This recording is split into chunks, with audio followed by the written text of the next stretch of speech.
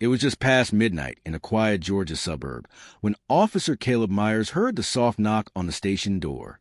Most nights were uneventful, some noise complaints, the odd DUI, but this night would carve itself into every officer's memory forever.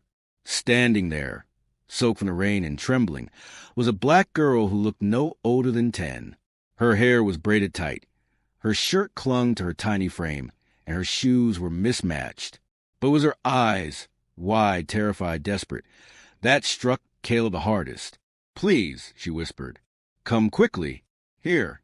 No name, no explanation, just 3 words. Caleb didn't waste a second. He knelt to her level. "Is someone hurt?" She nodded. "Where?" She pointed behind her toward the street. Back there, the red house, basement, with lights flashing and heart pounding. Caleb radioed for backup as he and the girl drove through the wet streets. She sat in silence, eyes locked forward, fingers clenched tight in her lap. "You got a name?" Caleb asked gently. "Amara," she replied. "But don't worry about me. Please, just hurry." When they reached the old red house, something felt off. It looked abandoned, windows boarded, grass tall, mailbox stuffed with months of paper. Caleb hesitated. "You sure this is a place?" Amara nodded, stepping out into the rain. "They're inside. They don't have time." With flashlight drawn and backup still minutes away, Caleb followed her toward the side entrance. The door creaked open like it hadn't moved in years. The air inside was thick, musty, and cold. "Basement's that way," Amara whispered, pointing toward a narrow hallway. "Amara, stay here." But when Caleb turned around, she was already gone. He swallowed hard and stepped down the basement stairs. What he saw at the bottom would haunt him for the rest of his life. The basement was dimly lit, the only light seeping through a cracked, dusty window near the ceiling. Caleb's boots echoed on the concrete steps, each one slower than the last. The air smelled of mildew and something else, something metallic. "Blood? Police!" he called out. "Is anyone here?" No answer. Just silence. He scanned the room, a broken cot, piles of old newspapers, chains bolted to the wall. His heart dropped. This wasn't just a forgotten basement. It had been used recently. Then a sound, faint, like a whimper. Caleb spun toward the far corner and moved carefully. Behind an old water heater, he spotted them.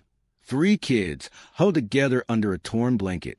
A boy and 2 girls, all filthy, malnourished, and shaking from fear. One girl had a bruise across her cheek. The boy looked no older than 6.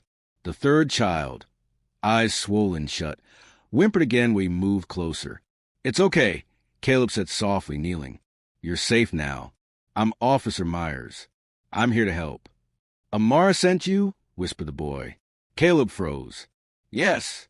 "She came to the station. She said you needed help." The kids burst into tears, deep, aching sobs of relief and pain. Caleb reached for his radio. "This is Unit 4. I've got 3 children alive in the basement of 1246 Oakwood Drive. Request immediate medical. Looks like long-term abuse. Possibly human trafficking. We need child services and forensics on site. Now." As he wrapped his jacket around the smallest child, his eyes scanned the room again. Scratched words on the wall caught his attention. "Help U.S." etched over and over. He looked back at the stairs. Amara had vanished. No footprints in the dust. No sign of her outside. Paramedics arrived minutes later and took over, but Caleb couldn't shake it. If Amara had been one of these kids, how had she gotten out? And if she wasn't, where had she come from? And why had she disappeared? Something about this wasn't adding up. The next morning, the red house on Oakwood Drive was swarming with investigators. Crime scene tape flapped in the breeze, and neighbors peeked from behind curtains, shocked by what they were learning. The children were taken to the hospital, malnourished, bruised, and terrified, but alive. Doctor confirmed what Caleb had feared: long-term captivity, trauma, and neglect. But one thing no one could explain was how Amara had reached them. The front door was jammed shut, the side gate chained, and the basement sealed from outside. Yet she'd come to the station and vanished just as quickly. Caleb sat in his cruiser, replaying every moment. Her voice, her urgency, her eyes. Something about her had felt otherworldly, but she'd seemed real, solid, alive. He walked into command tent where Detective Renee Walker was reviewing the scene photos. "Hey," he said quietly, "do we have any idea on the kids?" "Not yet. No records. No missing persons matches either. It's like they fell off the grid," she replied, eyes tired. "What about Amara?" Caleb asked. Renee frowned. "Who?" "The girl who brought me here. 10, maybe 11. Braided hair. Wet clothes." She knocked at the station around midnight. Renee shook her head. "There's no record of that, Caleb. You were logged at the station alone until you called it in. No footage. No name in the logbook."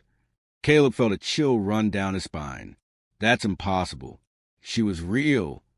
"I believe you," Renee said slowly. "But maybe we're missing something." Later that evening, Caleb visited the children in the hospital.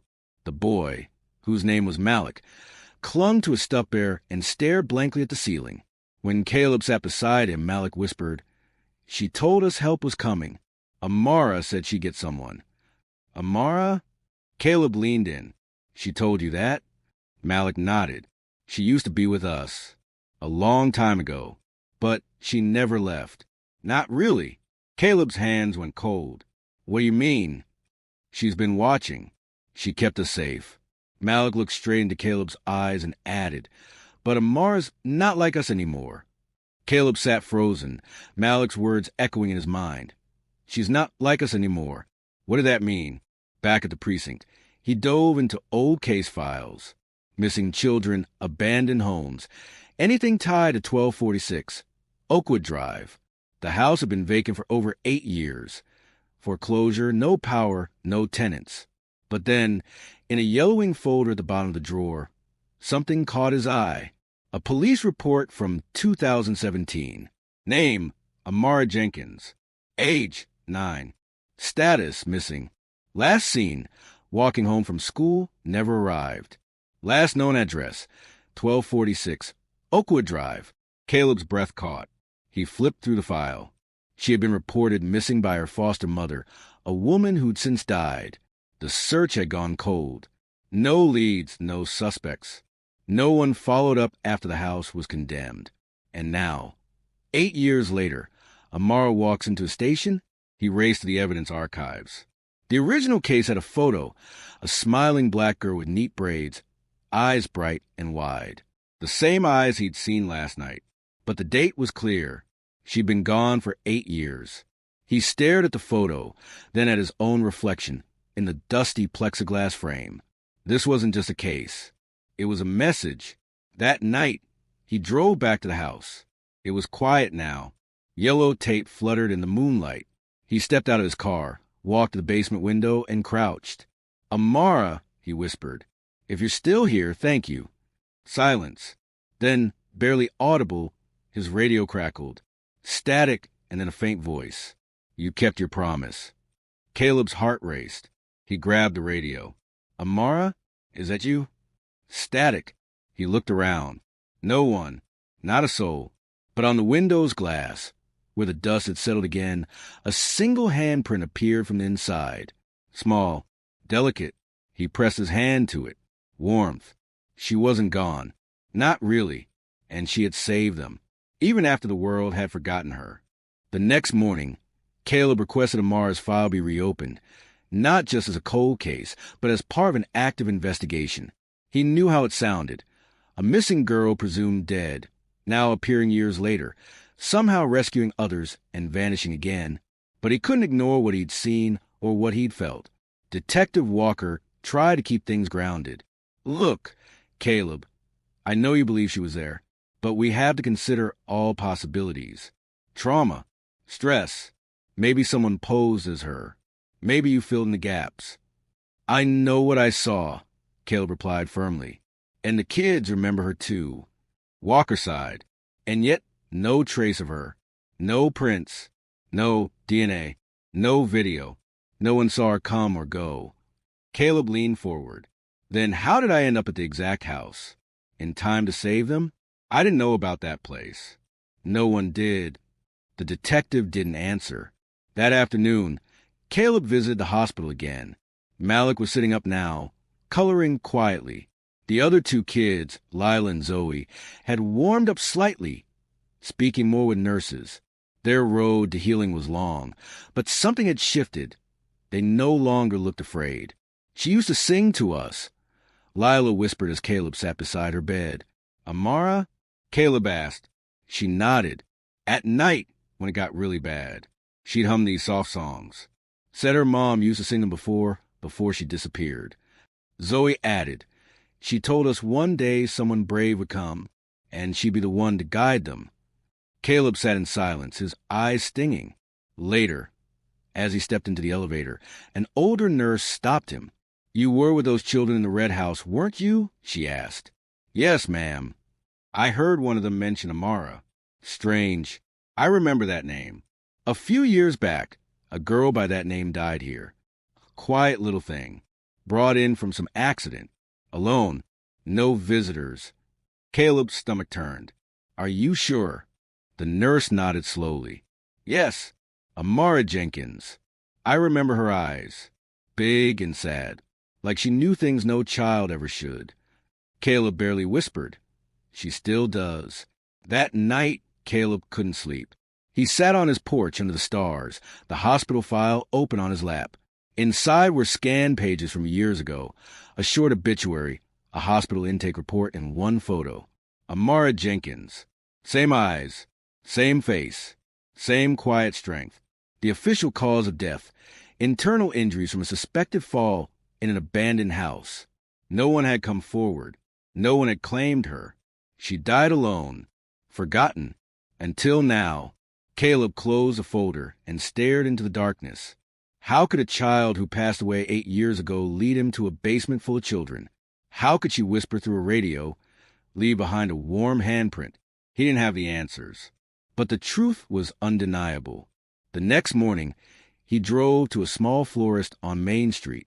He bought a single white rose and made his way to the city cemetery. The ground was damp, the sky overcast. He found her grave, tiny, neglected, cracked at the corners. Amara Jenkins, 2008 to 2017. Gone too soon. Caleb knelt and placed the rose gently against the stone. You didn't deserve to be forgotten, he whispered, but you made sure no one else would be. As he stood to leave, a sudden gust of wind brushed past him, gentle and warm. The grass around the headstone shifted, like someone had walked through. The petals of the rose swayed slightly, back and forth, then stilled. He turned and walked back to his car, heart heavy but calm. Back at the precinct, a letter had arrived. No return address, just his name. Inside, one sentence in neat, looping handwriting. Thank you for hearing me. No signature. No clue where it had come from. But Caleb smiled through misty eyes. Because he knew. Amara wasn't asking for justice for herself. She had already moved beyond pain, beyond fear. She had only wanted to protect the ones still trapped in the dark. And now, because of her, they were free. And the world finally was listening.